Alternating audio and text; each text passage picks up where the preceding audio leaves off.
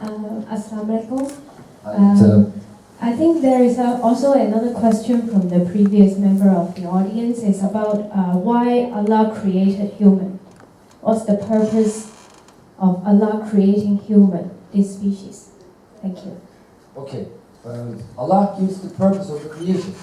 Allah has infinite knowledge and the power. And Allah created the human beings. For example, I can talk for myself. Allah created me out of nothingness. And Allah created this colorful, three-dimensional, worldly life with the fruits, with the animals, with the plants, with beautiful women, with beautiful brothers and sisters over here, for example, different nations, different countries. This is a color.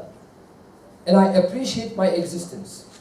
And I appreciate the creation of Allah. And I give thanks to Allah for all these blessings I see around me. For example, Allah made me to come over here and to talk about these evidences of the creation of Allah and to warn our brothers and sisters over here, or make them remember about the existence of Allah. And I give thanks to Allah.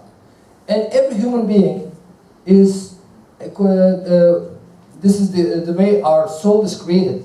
We are created to live for an infinite life. And Allah created an infinite life for us. We don't want to die and come to an end. Nobody wants to die in 70, 80 years, or 60 years, or 40 years, and wants to live an infinite life. And Allah created the infinite life. So what is the problem then? We live our lives, we worship Allah, inshallah, we become sincere. That's all Allah wants from us. Allah says, if you have iman, if you have faith in me, and give thanks to me, what would I do with torturing you in the hell, Allah says. So the purpose of this life is to appreciate that Allah is the controller and creator of everything, and live according to the rules of Allah. And religion is very easy. There is nothing complicated about the creation and religion. Even a small child, 5 or 7 years old child, can easily understand.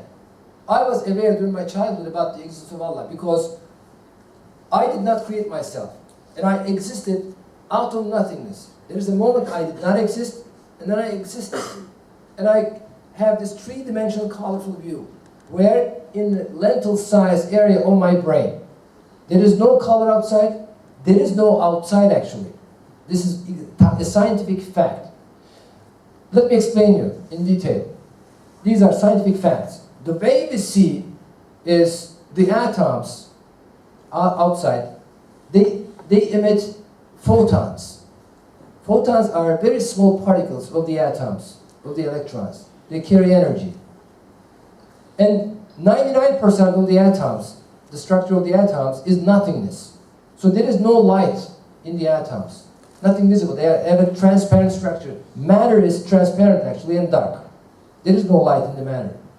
The photons, they travel, they shower our eyes every single moment, trillions of them. They hit the retina. In the retina, they are converted to electric signals.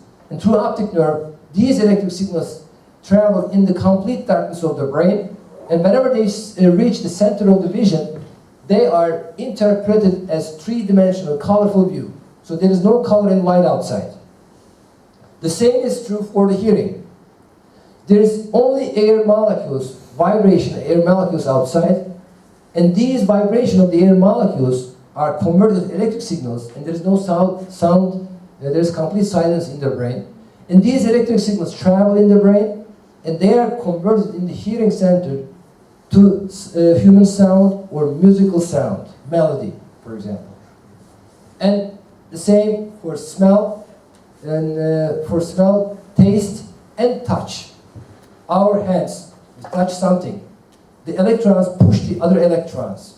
So actually they do not directly touch the electrons, do not touch the other electrons. They push each other, and this is converted into electric signals again, and we feel the hardness or the edges or the temperature of the matter. So there is matter outside, but we can never be in contact with the real existence of the matter. We are only in direct contact with the perceptions of our mind. So if I ask you, if this room is inside you or you are inside the room, the answer is the room is inside us. We live in our brains. We can never exit our brains and take a look what is outside. So we are only direct contact with our perceptions in our minds, like in our dreams. Dreams are very powerful evidences. Allah created dreams for a specific purpose. Every night we see the dreams, or every other night, whatever. We see, for example, this could be a dream. In our dreams, we see the sun, we feel its temperature, we drive a car, we argue with the people, talk to other people, or we see people we have never seen before, or we see environments that we have never seen before. We see our bodies moving around, like our legs, we are moving our hands, we are running in our dreams. Then we suddenly wake up and we see we are lying in the bed. But we have been arguing to people, running around, there were houses, environments in the sun. Where it is? Where is it? Where are they? But we are sure about the perceptions because we have seen them, we have touched them, we are sure. For example, in your dream, if somebody would ask you, you touch this desk exists? In our dream, we would say, yes, definitely. And then we wake up, our hand, the desk, all disappear. But Allah is the creator of these perceptions. Allah creates our dreams every night to us. So this life, this worldly life, is created in the same way. The reason why we say that is dream and that is reality to this worldly life, because this worldly life is longer, we have more clear vision in this worldly life, dreams are shorter, and the logic of the dreams is different than the logic of this world. But we will wake up the same way with death. Allah gives this information in the Quran. And they say, who awakened us from the place that we were sleeping? They will say, Allah says in the Quran. So in a hadith, our Prophet says, this life is like a dream. So because in the hereafter, we will have a more clearer vision. And since it is longer and more clearer, then we will call this world of life as a dream. But there is a very important fact. Who creates these perceptions? And that is what we call the creator of all the system is Allah. Allah creates all these the perceptions that we perceive, inshallah. And Allah gives another information, that Allah breathed His soul. So this is also a technical fact. Going back to the scientific facts, remember I told you there are all electric signals in the brain, which are converted to this three-dimensional view, hearing, taste, smell, and touch. So in our brains, there is an eye, there is an inner being which can see without an eye. There is an inner being which can hear without an ear. There is an inner being which can touch without a hand, or taste without a tongue, and smell without a nose. And Allah tells us this is the soul. And Allah's soul. Allah breathed His soul.